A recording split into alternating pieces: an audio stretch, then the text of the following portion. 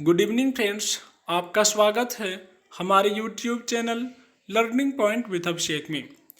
Friends, अगर आप channel पर पहली बार आए हैं तो चैनल को सब्सक्राइब कर लीजिए और बेल आइकन प्रेस कीजिए ताकि आपको डेली डिक्टेशन मिल सके। 100 शब्द प्रति मिनट डिक्टेशन स्टार्ट।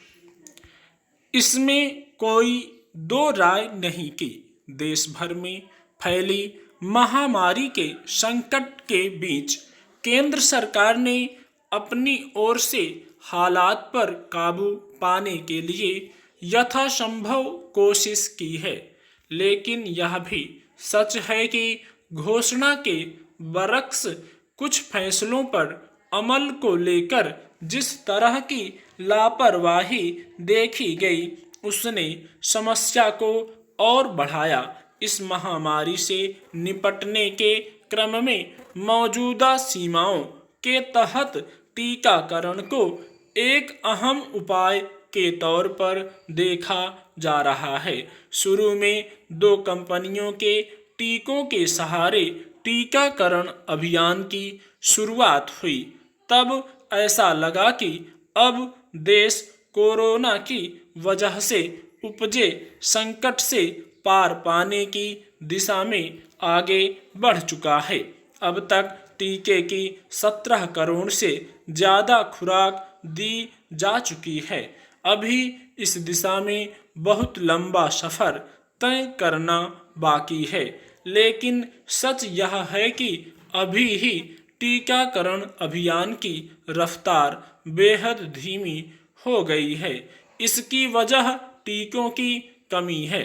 सवाल है कि अगर टीके को इस बीमारी का एकमात्र इलाज बताया गया था तो जिस रास्ते यह मुहैया हो सकता था उसे सुनिश्चित करने की जिम्मेदारी किसकी थी? यह बेवजह नहीं है कि अब अदालतें भी टीकाकरण अभियान को लेकर सरकार की कार्यशैली पर सवाल उठा रही हैं, लेकिन ऐसा लगता है कि सरकार में जिम्मेदार पद पर बैठे मंत्री अब शायद स्थिति का सामना नहीं करना चाहते हैं। गौरतलब है कि टीकों की कमी को लेकर उठने वाले सवालों के बीच केंद्रीय रसायन और उर्वरक मंत्री सदानंद गौड़ा ने गुरुवार को कहा कि निर्देश के मुताबिक टीके का उत्पादन नहीं होने पर क्या सरकार में शामिल लोगों को फांसी लगा लेनी चाहिए। जाहिर है यह मांग कोई नहीं कर रहा है, मगर संकट जिस पैमाने तक गंभीर हो चुका है उसमें इस तरह के गैर जिम्मेदाराना बयान देने के बजाय सरकार और संबंधित महकमों के मंत्रियों को वैसे उपायों की ओर कदम बढ़ाना चाहिए जिससे समस्या का हल निकल सके। देश में आबादी के अनुपात में अचानक ही सबके लिए टीका मुहैया करा पाना मुश्किल है, लेकिन इसके उत्पादन में बढ़ोतरी के प्रयास किए जा सकते हैं या फिर दूसरी कंपनियों के टीकों के प्रयोग की अनुमति के साथ उनकी उपलब्धता बढ़ाई जा सकती है। एक तकाजा यह जरूर है कि टीकों का निर्माण और इसकी जटिलता के मद्देनज़र इसके पूरी तरह सुरक्षित होने की गारंटी तय करना भी सरकार की जिम्मेदारी है। इसके बजाय अगर जिम्मेदारी से पल्ला झाड़ने की कोशिश की जाएगी तो सवाल उठना लाजिमी है। सही है कि संक्रमण की रोकथाम के लिए पिछले साल भर से पूर्णबंदी और अस्पतालों में इलाज के लिए विशेष व्यवस्थाएं जैसे कदम उठाए गए, लेकिन हकीकत यह है कि आज भी स्थिति में कोई बड़ा फर्क नहीं आया दिखता है। उल्टे दूसरी लहर के दौरान यह साफ देखा जा रहा है कि स्वास्थ्य सुविधाओं की लचर हालत की वजह से स्थिति ज़्यादा विकट हो गई। अस्पतालों में ऑक्सीजन और कुछ दूसरी जीवन रक्षक दवाओं जैसी जो सबसे बुनियादी सुविधाओं की उपलब्धता होनी चाहिए थी, उसके अभाव में बहुत सारे लोगों की मौत हुई।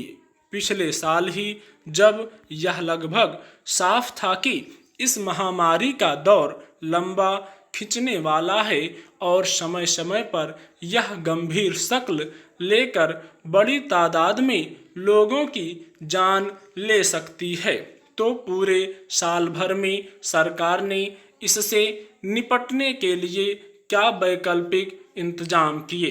सरकार को यह स्वीकार करना चाहिए कि फिलहाल संक्रमण से निपटने के लिए जो उपाय किए जा रहे हैं वे नाकाफी साबित हुए हैं, मगर समस्या की गंभीरता को स्वीकार करने का फायदा तभी है जब उससे पार पाने के लिए ठोस प्रयास किए जाएं, न कि सवाल उठाए जाने पर लापरवाही से भरे बयान दिए जाएं। यरूशलेम की अल अक्सा मस्जिद में इजराइल की कार्रवाई ने एक बार फिर युद्ध जैसे हालात बना डाले। 4 दिन से इजराइल और फिलिस्तीन एक दूसरे पर मिसाइलें और बम गिरा रहे हैं। अब तक 100 से ज़्यादा लोग मारे जा चुके हैं। दोनों तरफ के रिहायशी इलाके खंडहरों में तब्दील हो रहे हैं। इससे भी ज़्यादा चिंता की बात यह है कि इजराइल और फिलिस्तीन के बीच भड़के इस युद्ध में महाशक्तियां भी सक्रिय हो उठी हैं। ऐसा नहीं है कि इजराइल और फिलिस्तीन के बीच टकराव कोई पहली बार हुआ है, लेकिन इस बार जिस तरह से इजराइल ने आक्रामक रुख अख्तियार किया है, उससे तो लग रहा है कि वह फिलिस्तीन को मटियामेट करके ही दम लेगा। अगर बमों और मिसाइलों से हमलों का यह सिलसिला जल्द ही नहीं थमा और बड़ी ताकतें भी इसमें कूद पड़ी, तो इससे तीसरे विश्व युद्ध की नींव पड़ते देर नहीं लगने वाली। ऐसे में युद्ध की लपटें एक बार फिर हजारों बेकसूरों को लील जाएंगी। मामला इस बार ज़्यादा इसलिए गरमाया कि अल अक्सा मस्जिद में इजरायली कार्रवाई रमज़ान के दौरान की गई। भले ही पूरा मुस्लिम जगत इस पर अभी मुखर नहीं हुआ हो, लेकिन इजराइल की इस हरकत से सुन्नी बहुल देशों में भयानक गुस्सा है। पाकिस्तान और तुर्की तो जिस तरह से खुलकर फिलिस्तीन के साथ आ गए हैं, उससे हवा का रुख समझा जा सकता है। तुर्की के राष्ट्रपति एर्दोगान रेसेप तैयप ने तो रूस के राष्ट्रपति व्लादिमीर पुतिन से इजराइल को कड़ा सबक सिखाने को कहा है। उधर अमेरिका खुलकर इजरायली कार्रवाई का समर्थन कर रहा है। जाहिर है रूस भी बहुत देर तक शांत नहीं बैठने वाला। अल अक्सा मस्जिद से फिलिस्तीनियों को खदेड़ने की इजराइल ने जो कार्रवाई की, लगता है वह सुनियोजित थी। इसका मकसद फिलिस्तीनियों को उकसाना और फिर हमले का बहाना ढूंढना था। मौजूदा लड़ाई का नतीजा इजरायली शहरों में अरब मूल के लोगों और यहूदियों के बीच दंगों के रूप में भी देखने को मिल रहा है। इजराइल में अरब मूल के लोगों की आबादी 21% है। ऐसे में इजराइल में अरब यहूदी संघर्ष और भयानक रूप ले ले तो कोई आश्चर्य नहीं।